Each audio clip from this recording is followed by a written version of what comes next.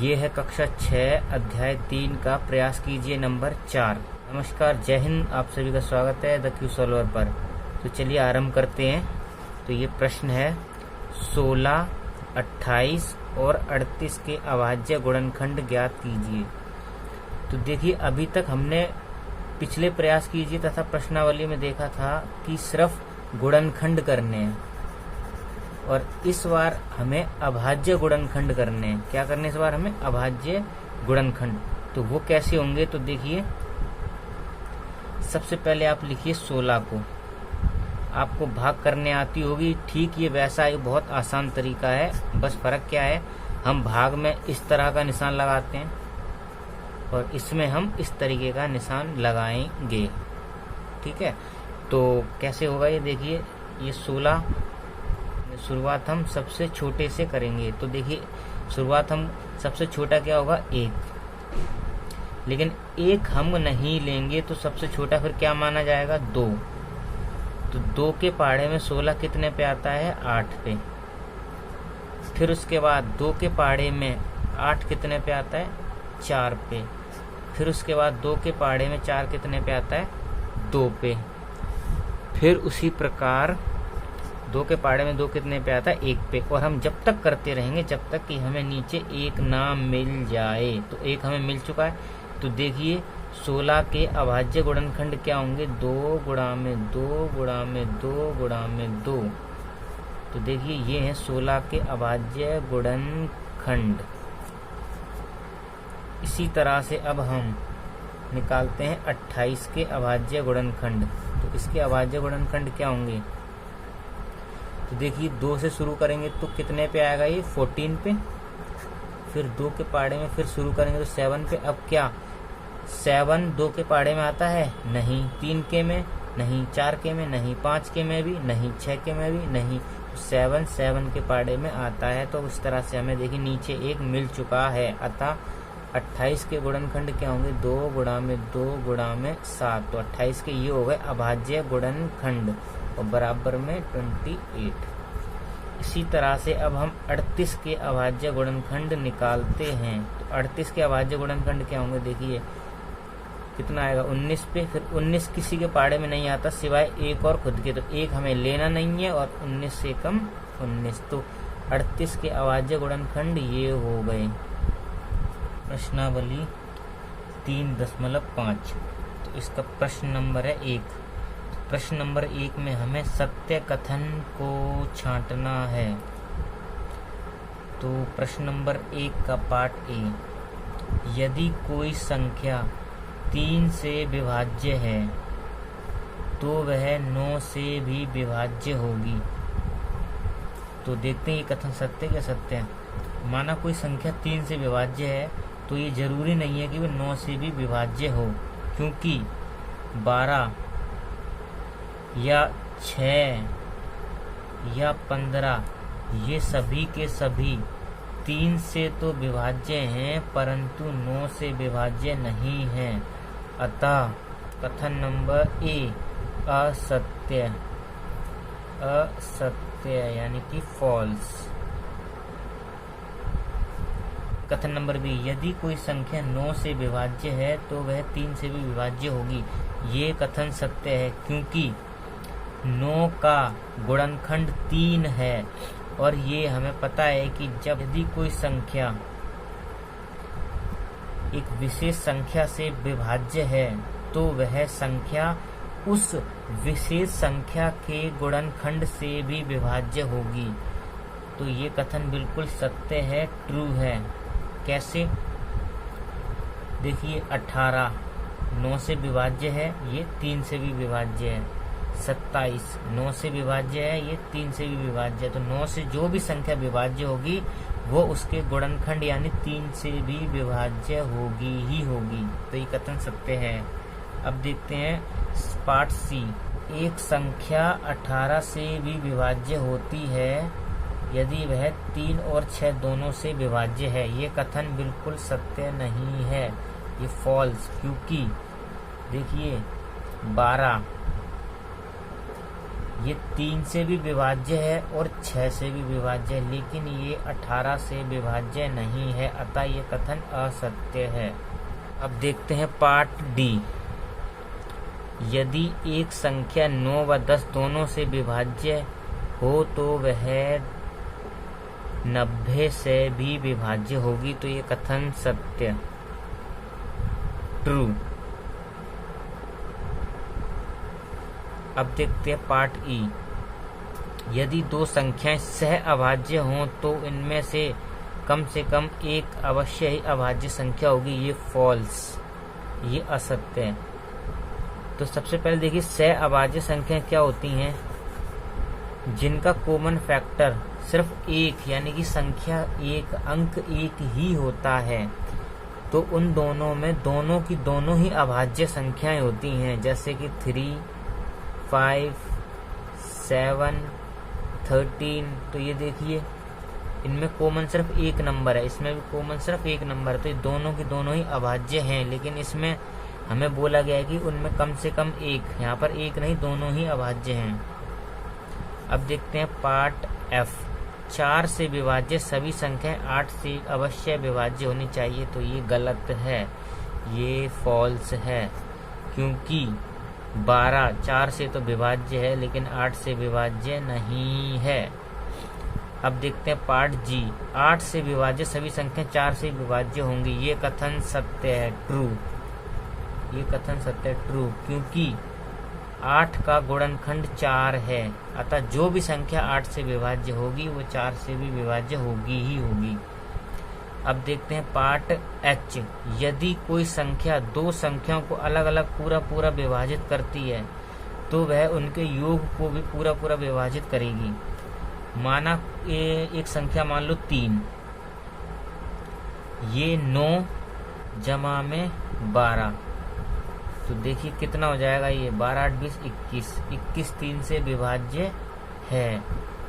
अब मान लीजिए मैंने ले लिया 21 जमा में 18, तो ये कितना हो गया, 3 और 9 कितना हो गया, ये 39। तो 39 भी 3 से विभाज्य है, अतः ये कथन सत्य है, ट्रू। अब देखते हैं आई। यदि कोई संख्या दो संख्याओं के योग को पूरा विभाजित करती है तो वह संख्या उन संख्याओं को अलग अलग पूरी तरह विभाजित करेगी। अब मान लीजिए मेरे पास है फिर से 3, अब ये विभाजित कर रहा है 12 को, किसको, 12 को। अब मैं लिख सकता हूँ 11 जमा में 1, 12 को मैं लिख सकता हूँ।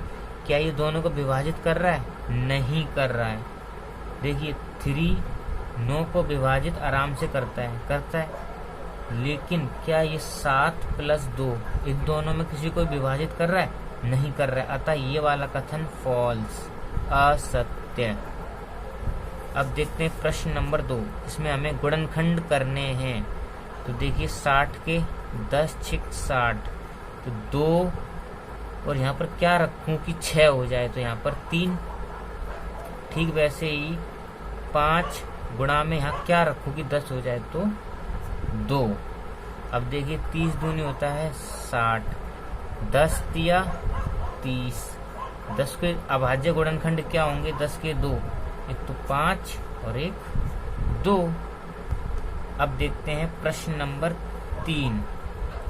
एक भाज्य संख्या के अभाज्य गुणनखंडन में किन गुणनखंडों को शामिल नहीं किया जाता है। मान लीजिए मैंने एक संख्या ली 9, तो इसके गुणनखंड क्या है, 3 गुणा में 3 गुणा में 1। अब मैंने एक संख्या ली 12, इसके गुणनखंड क्या होंगे, 2 गुणा में 3 गुणा में 2 गुणा में 1। फिर मैंने कोई संख्या ली 15, तो इसके अभाज्य गुणनखंड क्या होंगे, 3 गुणा में 5 गुणा में 1। तो देखिए मैंने इन सब के अभाज्य गुणनखंड लिए हैं। अब एक बात ध्यान रखना होता है कि अभाज्य या भाज्य, इसमें हम कभी भी एक को शामिल नहीं करते हैं, कभी भी। जब भी हम भाज्य या अभाज्य की बात करते हैं तो उसमें एक को शामिल नहीं किया जाता है, अतः किसी भी भाज्य संख्या के अभाज्य गुणनखंडन में अंक 1, संख्या 1 को कभी भी शामिल नहीं किया जाता है। और क्यों नहीं किया जाता है? क्योंकि एक ना तो भाज्य है और ना ही अभाज्य है। देखिए प्रश्न नंबर 4।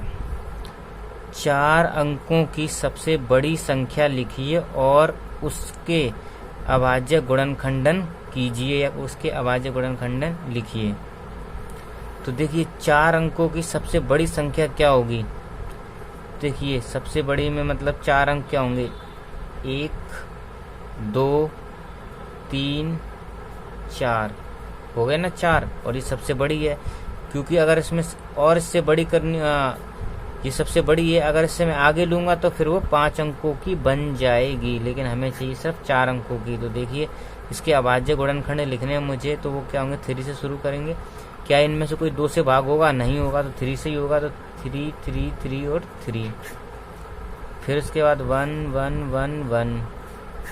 फिर उसके बाद 11 पे जाएगा, तो किससे शुरू होगा? ये 11 एकम 11, फिर 0, फिर 1। फिर उसके बाद 1 0 1 1 पे। देखिए अब मुझे 1 मिल चुका है।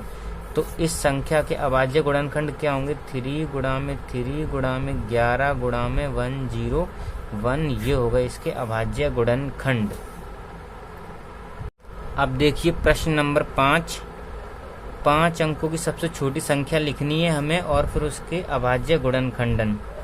तो देखिए 0 0 0 3 अंक, 4 अंक और ये 5वां अंक। अब इसके अभाज्य गुणनखंड करने, तो देखिए 2 पंजे 10, 3 0 ऐसे ही। अब उसके बाद 2 से, तो 2 दूनी 4, 2 पंजे 10 और 2 0 ऐसे ही। फिर 2 से, 2 एकम 2, 2 दूनी 4, 2 पंजे 10, 1 0 ऐसे ही। फिर 2 से, 2 6 12, 2 दूनी 4, 2 पंजे 10, सेम ऐसे ही। अभी 2 से भाग होगा? नहीं होगा। तो क्या 3 से होगा? तो देखते हैं। 5 और 2 वो 6 और 2 8 5 13। 13 का क्या मतलब होता है? 1 3 है 4। दोबारा से 7, 5 और 2 7 6 13। 13 का मतलब 1 3 4। तो ये न 2 से भाग होगा, न 3 से भाग होगा, न 4 से, तो ये 5 से भाग हो जाएगा। तो देखिए 5 एकम 5, 5 दूनी 10, 5 25। अब फिर से देखिए 5 दूनी 10, फिर उसके बाद 5 25, फिर 25, 5 एकम 5। तो इसके अभाज्य गुणनखंड क्या होंगे? 2 गुणा में 2 गुणा में 2 गुणा में 2 गुणा में 5 गुणा में 5 गुणा में 5 गुणा में 5 बराबर में 1 2 3 4। और ये होगी 5 अंकों की सबसे छोटी संख्या और उसके ये है अभाज्य गुणनखंड। अब देखते हैं प्रश्न नंबर 6। 17 29 के सभी अभाज्य गुणनखंड ज्ञात कीजिए और उन्हें आरोही क्रम में लिखिए। अब 2 क्रमागत का मतलब होता है लगातार, एक के बाद एक, ठीक है। अब 2 क्रमागत अभाज्य गुणनखंडों में कोई संबंध है, तो सबसे पहले हम इसके अभाज्य गुणनखंड लिखते हैं। तो 17 और 29, ये 2 से भाग नहीं होगा क्योंकि इसके अंत में 9 है। क्या ये 3 से होगा? तो 9 और 2 11, 11 और 1 12 और 19, 19 का मतलब 1 9, 1 9 का मतलब होता है 10, 10 का मतलब 1। तो ये 3 से भी भाग नहीं होगा, 4 से भी नहीं होगा, 5 से भी नहीं होगा, 6 से 7 से भाग हो जाएगा। 7 दूनी 14, 3 7 चौक 28 और 7 7 49। अब ये आ गया 247। 11 से नहीं होगा, 12 13 से भाग हो जाएगा क्योंकि 13 एकम 13 और 13 दूनी 26 और 26 यानी कि 2 हटाऊंगा तो 11, तो 13 निम्मा 117। अब ये 19 से भाग 19 पे ही हो जाएगा। तो देखिए 17 और 29 के अभाज्य गुणनखंड क्या है? 7, 13 और 19। इनमें संबंध क्या है? यहाँ से यहाँ तक में देखिए 6 का अंतर है, फिर यहाँ से यहाँ तक में भी 6 का अंतर है, अतः इनमें संबंध है कि इनमें 6 का अंतर है। प्रश्न नंबर 7, 3 क्रमागत संख्याओं का गुणनफल सदैव 6 से विभाज्य होता है। इस कथन को कुछ उदाहरण की सहायता से स्पष्ट कीजिए। 3 क्रमागत संख्या यानी कि 3 लगातार संख्याएं, तो मान लीजिए 1 गुणा में 2 गुणा में 3, तो इसका आंसर आया 6। अब जो 6 है ये 6 से विभाज्य है। अब और देखते हम, 2 गुणा में 3 गुणा में 4, क्या ये 6 से विभाज्य है? तो 3 दूनी 6 चौक 24, तो ये भी 6 से विभाज्य है। 4 गुणा में 5 गुणा में 6, ये तो 6 से विभाज्य होगा ही होगा। 6 5 चौक 20, छिक्का 120। तो ये कथन स्पष्ट हो गया है कि 3 लगातार संख्याओं का गुणनफल 6 से विभाज्य होता है। अब देखिए प्रश्न नंबर 8, उदाहरण के साथ स्पष्ट कीजिए कि 2 क्रमागत विषम संख्याओं का योग 4 से विभाज्य होता है। तो देखिए 2 क्रमागत विषम संख्याएं यानी कि 2 लगातार विषम संख्याएं कौन कौन सी होंगी? सबसे छोटी जो विषम संख्या है वो होगी 1, और फिर उसके बाद उससे अगली जो विषम संख्या होगी वो होगी +3। इन दोनों को जब जोड़ेंगे तो ये आएगा 4, और हम देखते हैं कि 4 से विभाज्य है। एक अन्य उदाहरण देखते हैं हम, अब लेते हैं 3, इसके बाद आता है 5, ये आएगा 8, तो 8 भी 4 से विभाज्य है। अब फिर से देखते हैं 5 जमा में 7, ये आएगा 12, तो ये भी 4 से विभाज्य है। अब देखते हैं प्रश्न नंबर 9, निम्न में से किन व्यंजकों के अभाज्य गुणनखंडन किए गए हैं? तो देखिए 24 में देखिए 2 तो अभाज्य है, 3 भी अभाज्य है, लेकिन 4 भाज्य है, अतः ये वाला गलत है। अब देखते हैं 56 का, 1 गुणा में 7 गुणा में 2 गुणा में 2 गुणा में 2, तो देखिए यहाँ पर 1 ना तो भाज्य है और ना अभाज्य है, तो बाकी के ये सारे गुणनखंड अभाज्य हैं, लेकिन 1 ना तो भाज्य है और ना ही अभाज्य है। इसी तरह से देखिए 70 में 2 गुणा में 5 गुणा में 7, ये सारे के सारे गुणनखंड अभाज्य हैं। अब देखिए 54 में 2 अभाज्य, 3 अभाज्य, लेकिन 9 भाज्य है, क्योंकि 9 के गुणनखंड हैं 3, तो ये वाली भी भाज्य संख्या है। अब देखते हैं प्रश्न नंबर 10, बिना भाग किए जांचिए कि क्या 25 110 संख्या 45 से भाग हो जाएगी। चेक करते हैं। तो देखिए 45 के अभाज्य गुणनखंड क्या होंगे, आप चेक करके बताइए।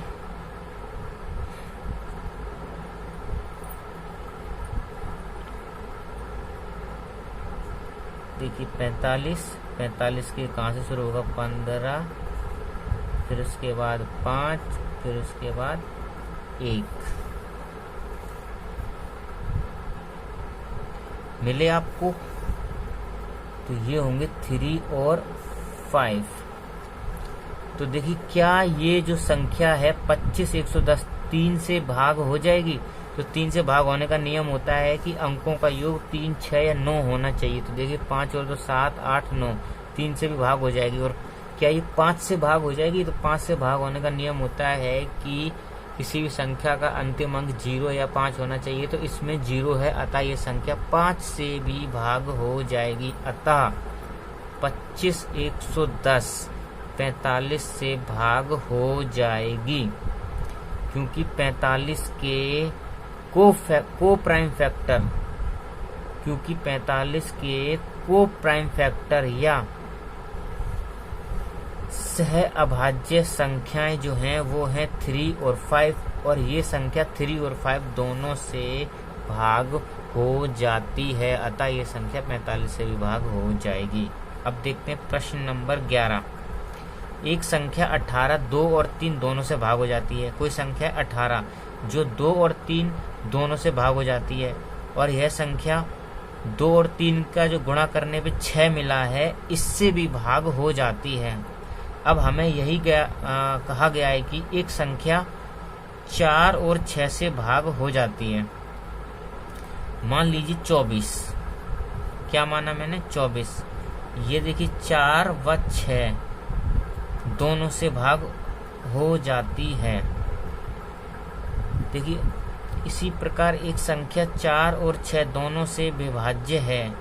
क्या हम कह सकते हैं कि यह संख्या 4 गुणा में 6 24 से भी विभाज्य होगी? यदि नहीं तो अपने उत्तर की पुष्टि के लिए एक उदाहरण दें। तो उसका उदाहरण है, देखिए 12। 12 एक ऐसी संख्या है जो 4 से भी विभाज्य, 6 से भी विभाज्य है, लेकिन इन दोनों के गुणा करने पर जो आंसर आएगा उससे विभाज्य नहीं है। आई होप आपको समझ में आ गया होगा। इसी तरह से अब हम देखते हैं कि 36 ये 4 से भी भाग हो जाती है, 6 से भी भाग हो जाती है, लेकिन इन दोनों के गुणज यानी कि 24 से भाग नहीं होगी। अब देखते हैं प्रश्न नंबर 12। मैं 4 भिन्न भिन्न अभाज्य गुणनखंडों वाली सबसे छोटी संख्या हूँ। मैं कौन हूँ? म्याऊं। आप म्याऊं हो। तो देखते हैं सबसे छोटी अभाज्य गुणनखंड में देखते हैं 2, उसके बाद होता है 3, उसके बाद होता है 5, उसके बाद होता है 7। इसकी गुणा कर लीजिए, जो आंसर आएगा वही सबसे छोटी संख्या होगी। और आप सभी का बहुत बहुत